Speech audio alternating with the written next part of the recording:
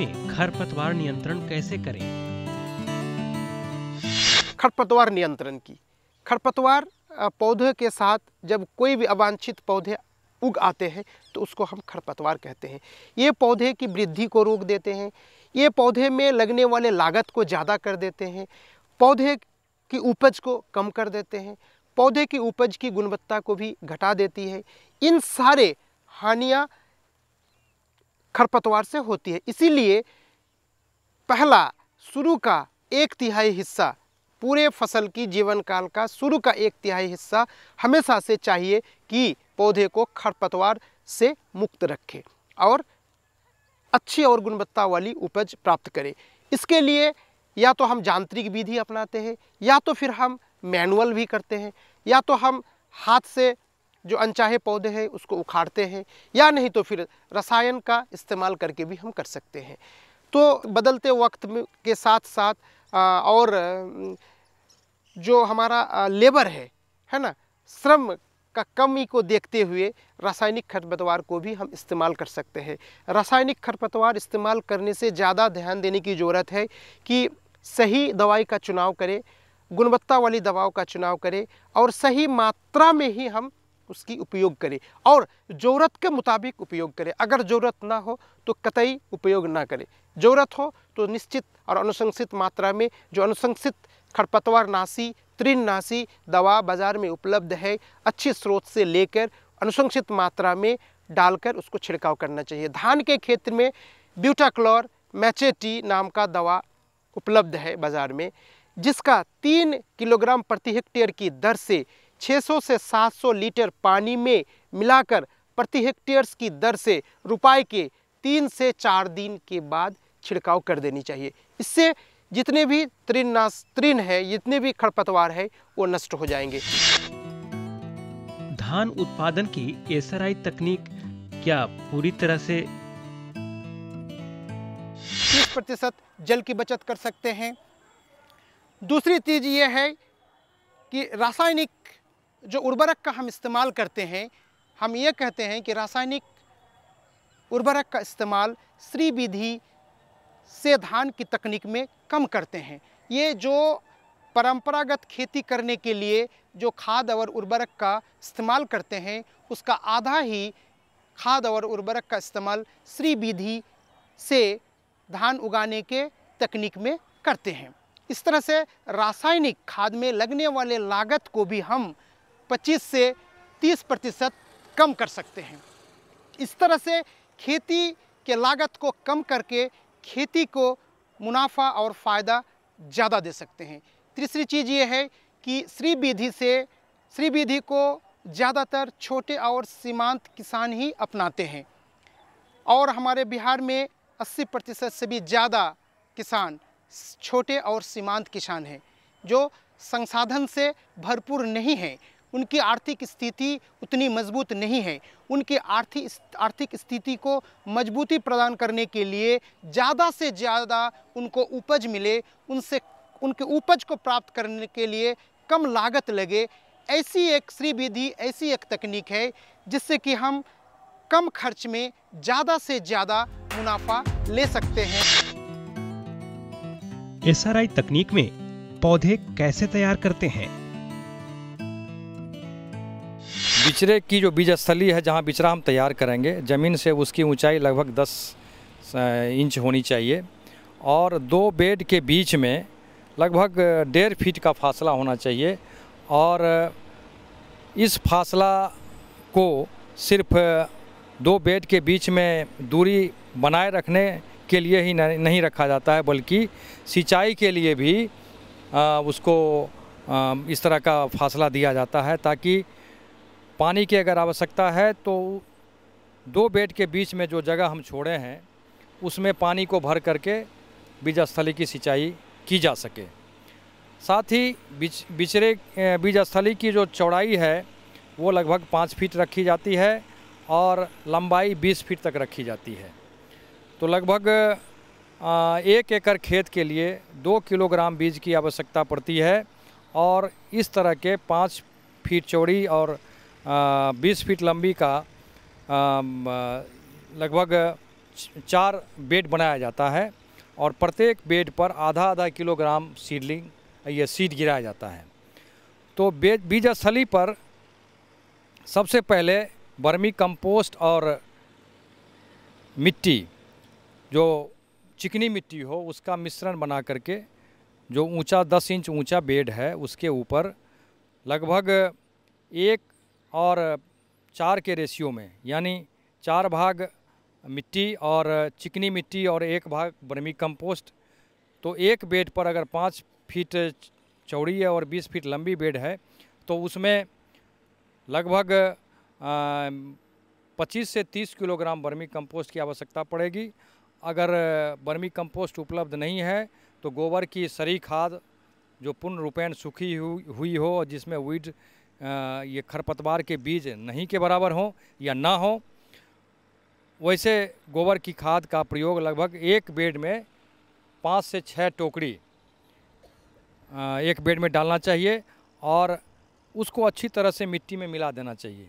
अंकुरित बीज को ही जो हमने बेड बनाया है बीज स्थली के लिए, उस बेड पर इस बीज को समान रूप से छिड़क दिया जाता है और फिर इसके ऊपर वर्मी कंपोस्ट और अथवा सूखी हुई गोबर की जो महीन चूर्ण है उसको उसका पतला एक लेयर दे दिया जाता है ताकि बीज सारा ढक जाए और उसके ऊपर फिर सूखे खरपतवार, धान के डंठल को छोड़ के सूखा खरपतवार जैसे मकई का डंठल हो या जो भी हो उसका मल्चिंग कर दिया जाता है ताकि वर्षा के पानी से अथवा वर्षा के पानी से बीज इधर उधर छितर ना जाए, बिखर ना जाए। और दूसरा ये कि ज़मीन में जो नमी है वो ज़मीन की नमी भी संरक्षित रहे। फिर उस बेड पर पानी ये फव्वारा से या झरना से हल्के हाथों से उस पर डाल दिया जाता है और लगभग 3 दिनों तक मल्च को उस बेड पर रखा जाता है और सुबह शाम उस पर झरने के माध्यम से पानी दिया जाता है। फिर 3 दिनों के बाद मल्च जो खरपतवार या मक्का का डंठल या और किसी दूसरे चीज़ की पत्ती डाल करके जो बेड को हम ढके हैं उसको हटा दिया जाता है ताकि जो अंकुरित बीज हो रहे हैं वो अब पूर्ण रूप से विकास करने लगे। और इस तरह से फिर चौथे दिन से उसमें दिन में एक बार पानी देने की आवश्यकता पड़ती है और अगर ज़्यादा सुखाड़ की अवस्था बन रही हो तो 2 बेड के बीच में जो 1.5 फीट का फासला छोड़ा गया है उसमें पानी भर दिया जाता है ताकि उसके माध्यम से भी बेड को पानी मिल सके और अंकुरित बीज को मॉइस्चर की कमी ना हो। और इस तरह से जो बीज तैयार हो रहा है वो 10 से 12 दिनों में वो रोपने के लायक हो जाता है। धान में लगने वाले रोग, जीवाणु झुलसा के कारण और उपचार बताएं।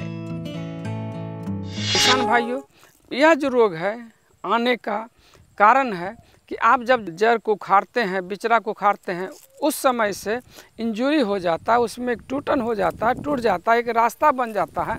अगर मान लें कि यह जिस खेत में यह जीवाणु है उस खेत से उस पानी के माध्यम से पौधे में पहुंच जाता है और उसके बाद जब हमारा पौधा 1 से 1.5 महीने का रोपाई के बाद होता है तब यह दिखाई पड़ता है। किसान भाई, यह रोग पहचानने का और कहीं कहीं देखेंगे, आप जिस खेत में ज़्यादा यूरिया का छिड़काव किया, आपका खेत में यूरिया का छिड़काव नहीं हुआ या आपने ज़्यादा किया, बगल वाले ने कम किया, देखें पूरा खेत आपका इस तरह से लक्षण दिखाई पड़ता है। तो किसान भाई, हम यह कह सकते हैं कि नेत्रजनीय खाद का उपयोग संतुलित करना चाहिए। उसके साथ साथ हमको पोटास, फास्फोरस भी संतुलित मात्रा में देना चाहिए जिससे कि यह हमारे फसल को पूरे के पूरे खाद मिले और एक खाद नेत्रजनीय खाद की मात्रा अधिक होने से भी यह रोग पर लक्षित होता है। कभी कभी देखेंगे कि बारिश जब हो जाती है तो यह रोग समाप्त हो जाता है। इसके पीछे कारण है कि जो झुलसे हुए पत्तियां थी उसके बाद नई अच्छी हरी पत्ती ऊपर हो गया और पुराना पत्ती जो झुलसा हुआ था बस मुरझा गया, सूख गया। किसान भाई, आप जान रहे हैं कि हमारे फसल में जीवाणु झुलसा लगा है। आप पहचानने के लिए जान गए कैसे हम इसको पहचानते हैं। और आपको देखेंगे कि जहाँ पर फर्टिलाइज़र स्टेटस, खेत में खाद की मात्रा ज़्यादा है, खाद ज़्यादा है, तो वहाँ पर यह रोग परिलक्षित होता है। या पेड़ पौधे जहाँ हैं वहाँ जो पत्ती गिरा वह सड़ जाने के कारण वहाँ का खेत में भोजन की मात्रा होने से वह रोग ज़्यादा दिखाई पड़ता है। यह स्वाभाविक है। आप जिस तरह हम लोग किसान भाई अगर सर्दी हो और ऊपर से दही खा लें, केला खा लें, तो हम लोग और सर्दी हो जाता है। उसी तरह से आप किसान भाई ये सोच सकते हैं, यह लक्षण अगर दिखाई पड़ता है जीवाणु झुलसा, तो आपको उस तरह का नाइट्रोजन खाद नहीं डालना है, डालना नहीं है। अगर डालना भी है तो कुछ समय के बाद डालना है, क्योंकि आपके खेत में बहुत से भोजन तैयार है पौधों के लिए। आप उसको यह न सोचें कि हमारे खेत में नाइट्रोजन खाद की कमी है। किसान भाई सलाह देते हैं, जब भी एक यह रोग दिखाई पड़ता है बार बार, ऐसे तो हम अनुशंसा करते हैं यह जीवाणु है, जीवाणु में एंटीबायोटिक डालना है, लेकिन कीमत ज़्यादा होने की वजह से हम लोग अनुशंसा नहीं करते हैं ज़्यादा। लेकिन अगर यही कीमती फसल होता तो हम लोग ज़रूर डालते हैं। और इसके लिए एंटीबायोटिक स्ट्रेप्टोसाइक्लिन आता है, आप बाज़ार में पाउच मिलता है 6 ग्राम का। हिंदुस्तान एंटीबायोटिक्स कंपनी है जिन्होंने किसान के लिए भी एंटीबायोटिक के लिए सस्ते दर पर उपलब्ध करा रहे हैं, जिसका 6 ग्राम का पाउच आता है। 6 ग्राम आप पाउच को 60 लीटर पानी में, अर्थात 1 ग्राम 10 लीटर पानी में डालकर उसके साथ हम लोग अनुशंसा करते हैं। यह रोग जो है हमारे बाहर से आए हैं, हमारे यहाँ नहीं था। यह जीवाणु झुलसा क्या कोई 1962 में आपके पूर्ण वो ओल्ड शाहबाद जो बिहार में अपना है, आरा है, बक्सर है, डुमरांव है, यह जो इलाका सोन का है, वहाँ पर यह रोग सबसे पहले परिलक्षित हुआ था, जो कि बाहर से धान आए थे उगाने के लिए।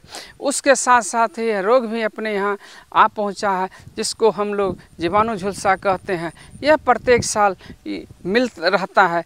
आपका यह जो जीवाणु है आपके खेत में हमेशा रहेंगे। यह जीवाणु इतने अपने को वातावरण से एडजस्ट कर लेते हैं, बीज में एडजस्ट कर लेते हैं, जो कि आपको फैलाने में काफ़ी सहायक हो जाता है।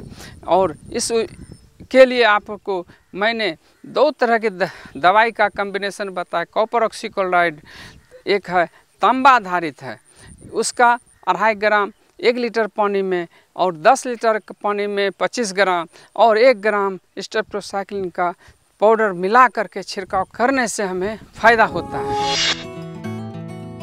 गेहूं की बुआई का उचित समय क्या है? सिंचित अवस्था में समय पर बुआई के लिए जो अनुशंसित समय है वो है, हम कहते हैं 15 नवंबर से लेके 30 नवंबर तक इसकी बुआई अवश्य पूरा कर ले। ये भी कहा गया है कि अगर हम 25 दिसंबर के बाद में गेहूं की बुआई करते हैं तो प्रतिदिन 30 किलोग्राम प्रति हेक्टेयर की दर से उपज में कमी आ जाएगी। इसीलिए इस पर ध्यान जरूर दें कि जैसा जैसा आपकी परिस्थिति है और जो समय अनुशंसित है उसी समय पर आप बुआई करें। दूसरी अवस्था है सिंचित अवस्था में देर से बुआई के लिए। इनका सही वक्त है 1 दिसंबर से लेके अंतिम दिसंबर तक। इसी वक्त जो अनुशंसित किस्म है उनकी बुआई कर लेनी चाहिए। असिंचित अवस्था में सही बुआई का वक्त है अक्टूबर के लास्ट सप्ताह से लेकर 10 नवंबर तक। ये उनकी सही समय है। गेहूं में उर्वरक की क्या मात्रा प्रयोग करनी चाहिए? सिंचित अवस्था में समय पर बुआई के लिए जो अनुशंसित खाद है वो है 120 किलोग्राम नेत्रजन, 60 किलोग्राम स्फूर और 40 किलोग्राम पोटैश। 120 किलोग्राम नेत्रजन देने के लिए हमें तकरीबन 261 किलोग्राम यूरिया प्रति हेक्टेयर का इस्तेमाल करना चाहिए। 60 किलोग्राम स्फूर देने के लिए करीब करीब 375 किलोग्राम सिंगल सुपर फॉस्फेट का इस्तेमाल करना चाहिए। और 40 किलोग्राम पोटैश देने के लिए कम से कम 67 किलोग्राम म्यूरेट ऑफ पोटैश का इस्तेमाल करना चाहिए। सिंचित अवस्था में देर से बुआई के लिए जो अनुशंसित मात्रा है खाद और उर्वरक का वो है 80 किलोग्राम नेत्रजन, 60 किलोग्राम स्फूर एंड 40 किलोग्राम पोटास। असिंचित अवस्था के लिए 40 किलोग्राम नेत्रजन, 20 किलोग्राम स्फूर और 20 किलोग्राम पोटास। गेहूं में कितनी और कब सिंचाई करनी चाहिए? हम सभी जानते हैं कि पानी हमें सही मात्रा में और सही वक्त पर उपलब्ध नहीं हो पाती है। हमारे पास सिंचाई की समुचित साधन नहीं है, इसलिए जो भी साधन है संसाधित साधन को बेहतर इस्तेमाल करके जल उपयोगिता को बढ़ा सकते हैं। इसी को हम जल प्रबंधन कहते हैं। गेहूं में हमारे राज्य में मुख्यतः 3 या 4 सिंचाई की ज़रूरत होती है। अगर हमारे पास 3 सिंचाई देने के साधन है तो हम पहली सिंचाई बुआई के 21 से 25 दिन के बाद करें, दूसरी सिंचाई 60 से 65 दिन के बाद करें और तीसरी सिंचाई 80 से 85 दिन के बाद करें। अगर हमारे पास 4 सिंचाई देने के साधन हैं तो हम पहली सिंचाई 21 से 25 दिन के बाद करें, दूसरी सिंचाई 40 से 45 दिन के बाद करें, तीसरी सिंचाई 65 से 70 दिन की बात करें, चौथी सिंचाई 80 से 85 दिन के बाद करें। अगर हमारे पास एक ही सिंचाई देने की साधन है तो वे सिंचाई हमें बुआई के 21 से 25 दिन के बाद जरूर कर देनी चाहिए। अगर हमारे पास 2 ही साधन है, अगर हम 2 ही सिंचाई देने की स्थिति में हैं, वैसी स्थिति में पहली सिंचाई 20 से या 21 से 25 दिन के बाद और दूसरी सिंचाई करीब 75 से 80 दिन के बाद करनी चाहिए। सिंचाई करने के वक्त ये ध्यान देने की ज़रूरत है कि ज़रूरत से ज़्यादा पानी खेत में न लगा रहे, कहीं भी जल जमाव की स्थिति न बन जाए। इसके लिए सबसे पहले ज़रूरी है कि किसान भाई अपने खेत को बुआई के पहले ज़रूर ज़्यादा से ज़्यादा समतल कर ले, जिससे एक समानांतर तरीके से पानी का बहाव और खाद का इस्तेमाल पौधा कर सकेंगे और जल की बचत भी होगी, जल उपयोगिता को बढ़ा भी सकेंगे और हमारे पास जो सीमित संसाधन है उसका बेहतर इस्तेमाल हो पाएगा। तो ये हुआ सिंचाई प्रबंधन। जहाँ तक सिंचाई देने का तरीका है वो हम लोग क्या करते हैं, अगर बहुत बड़ा ज़मीन है, बहुत बड़ा प्लॉट है, उसको छोटी छोटी क्यारी बना लेते हैं और उसमें बॉर्डर विधि से हम सिंचाई करते हैं। गेहूं फसल में चौड़ी और संकरी पत्ती वाले खरपतवारों को कैसे और किस अवस्था में नियंत्रित करना चाहिए? किसान भाई, जैसा कि आप जानते हैं कि खरपतवार किसी भी फसल का भयानक दुश्मन है। इसकी पैदाइश फसल के पहले हो जाती है, इसकी बढ़वार फसल से अधिक होती है, यह फसल से अधिक भोजन लेता है। इस तरह से कह सकते हैं कि हर एक लेवल पर खरपतवार फसल का कंपटीटर है, प्रतियोगी है। तो गेहूं में खरपतवार 2 तरह के होते हैं। पहला जो वर्ग है वह होता है सकरी पत्ती वाली। जैसे किसान भाई देख रहे हैं कि मेरे हाथ में जो खरपतवार है यह सकरी पत्ती वाली है, यानी कि इसकी जो पत्ती जो है वह चौड़ी नहीं है, सकरी है, पतली है। एक इस तरह खरपतवार हुआ। इसके नियंत्रण करने का जो तरीका होता है वह अलग होता है। दूसरी जो खरपतवार है वह होती है चौड़ी पत्ती वाली। ये जो बथुआ है, ये देख रहे हैं चौड़ी पत्ती वाली है। इसका जो रूट है, इसका जड़ है वह मूसला जड़ है। तो दोनों प्रकार का जो खरपतवार होता है, इसे नियंत्रण करने के लिए अलग अलग दवाई आती है, अलग अलग खरपतवार नाशी आती है। पहला हम देखें कि चौड़ी पत्ती वाली खरपतवार, एक दूसरी चौड़ी पत्ती वाली खरपतवार है जिसे कि कटैला कहा जाता है, और एक ये जो है इसे बथुआ कहते हैं। इसे यदि विनाश करना हो, नाश करना हो, आपके खेत में हो गया हो, तो इसको नियंत्रण करने के लिए एक खरपतवार नाशी आता है, उसका नाम है 2,4-D। 2,4-D सोडियम लवण 80% का 1 किलो प्रति हेक्टेयर 700 से 800 लीटर पानी में घोल करके पहली सिंचाई के बाद, यानी 20-25 दिन के बाद पहली सिंचाई करते हैं। उस पर खेत में जब हल्का हल्का चलने लायक हो जाए, यानी कि बुआई के 30-35 दिनों बाद आप जो है कि 2,4-D सोडियम लवण 80% का 1 किलोग्राम 700 से लेकर 800 लीटर पानी में घोल करके और खड़ी फसल में आप छिड़काव कर दें। किसान भाई, जब भी खरपतवार का आप छिड़काव कर रहे हों, खरपतवार नाशी का छिड़काव कर रहे हों, तो छिड़काव करते समय कुछ बातों पर ध्यान देने की आवश्यकता है। पहली बात है कि जो नोजल होगा वह डाउनवर्ड होगा, या नीचे की ओर। ऐसा नहीं है कि नोजल इस तरह से हो, यानी खरपतवार का मैक्सिमम जो भाग पड़े खरपतवार नाशी का वो ज़मीन पर पड़े, यानी कि एक खरपतवार पड़े। जब तक खरपतवार पर नहीं पड़ेगा तब तक खरपतवार नाश नहीं होगा। दूसरी बात है कि जब भी छिड़काव कर रहे हो तो ज़मीन ज़्यादा ना गीली हो ना सूखा हो। ज़्यादा गीला रहने पर भी वो खरपतवार प्रभावी नहीं होगा और सूखा रहने पर प्रभावी नहीं होगा। तो पहली बात हुई कि चौड़ी पत्ती वाली खरपतवार का हम नाश कैसे करें। दूसरा वर्ग है वह है सकरी पत्ती वाली खरपतवार। ये जो मेरे हाथ में देख रहे हैं किसान भाई, यह है, इसका नाम है गुल्ली डंडा, ये गेहूं का मामा। जैसे कि मामा भांजा में अनानसरा संबंध है, उसे इसमें भी संबंध है। दोनों का रूप रंग एक समान होता है। इसे गेहूं से पहचानना बड़ा मुश्किल होता है। इसके पहचानने का एक ही तरीका है कि जब इसे आप तोड़ेंगे तो इसमें लाल रंग का रस निकलेगा, लेकिन गेहूं में लाल रंग का रस नहीं निकलेगा, है ना। यही पहचान है। यह ऐसा है कि जिस खेत में यह आ जाता है वहाँ से ये भांजा से मुक्त होना नहीं चाहते हैं, क्योंकि भांजा से इनका बहुत अच्छा संबंध है। इसीलिए आप ये ध्यान रखें कि अपने खेत में इसे नहीं होने दें। गेहूं का ये मामा ही है। देख रहे हैं इसमें फ्लावरिंग हो गया है, इसमें ये बाली निकल गई है। इस अवस्था में आने के पहले ही इसे आप गेहूं खेत से निकाल दें। इसमें आपको लाखों बीज होगा। अब समझिए कि इससे कितना होगा। इससे अगला साल आपको पूरा खेत भर जाएगा। इससे पहली जो सावधानी इसमें है कि कोई भी खरपतवार हो तो उसे या तो खुरपी से या कोनो बीडर आता है उससे आप है जो कि इसकी निकाई कर दें। दूसरी विधि है रासायनिक विधि। रासायनिक विधि में बात चल रही थी कि इसे कंट्रोल करने के लिए एक दवा आता है ट्रिबुनील, उसका 70% 2 किलोग्राम 700 से 800 लीटर पानी में घोल करके बुआई के 30-35 दिनों बाद, यानी पहली सिंचाई के 4-5 दिनों बाद आप हज छिड़काव कर दें। दूसरी जो दवा आती है इसके लिए एक लीडर दवा है। लीडर का जो दवा होता है उसकी करीब 30 ग्राम प्रति हेक्टेयर उसकी ज़रूरत होती है। अब कहेंगे कि 30 ग्राम जो बहुत कम है, इसका छिड़काव कैसे करेंगे। तो जिस दुकान से आप खरीदेंगे वहाँ पर एक पाउच देगा जिसमें कि विशेष तरह का लिक्विड होता है, उसमें पहले उस दवा को घोल देंगे और तब उसे पानी में घोल करके खेत में छिड़काव कर देंगे। दूसरी एक दवा है वह है आइसोप्रोटेरॉन।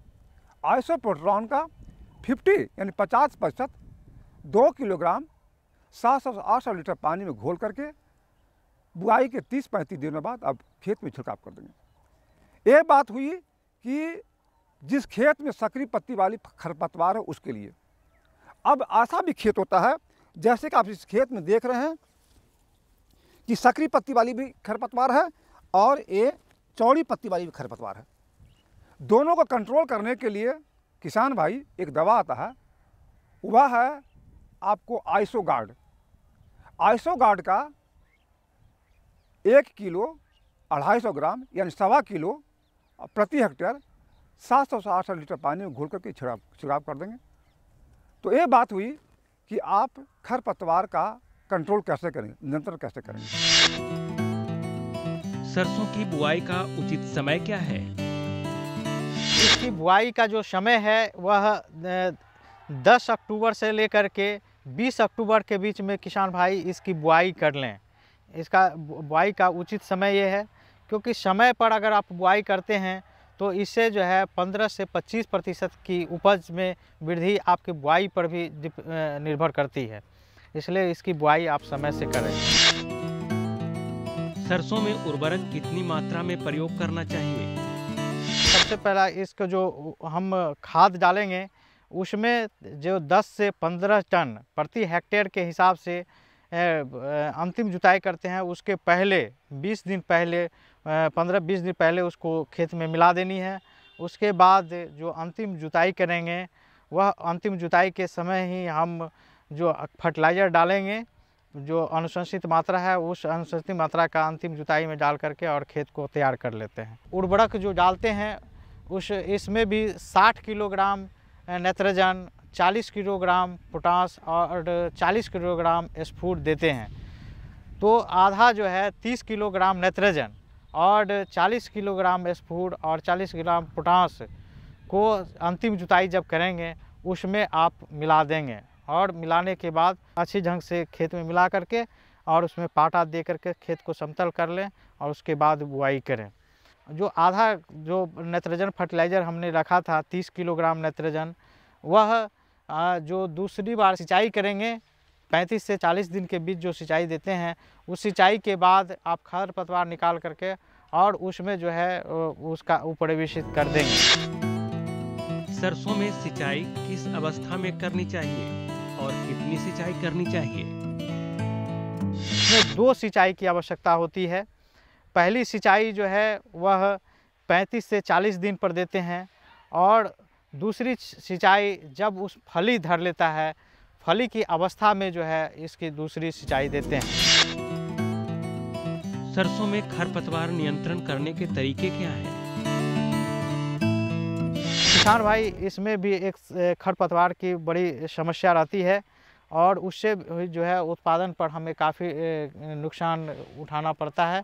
तो इसके लिए पेंडिमिथाइलिन का 3.25 लीटर प्रति हेक्टेयर के हिसाब से 500 से 600 लीटर पानी में घोल करके और बुआई के 3 दिन के अंदर उसका छिड़काव कर देंगे।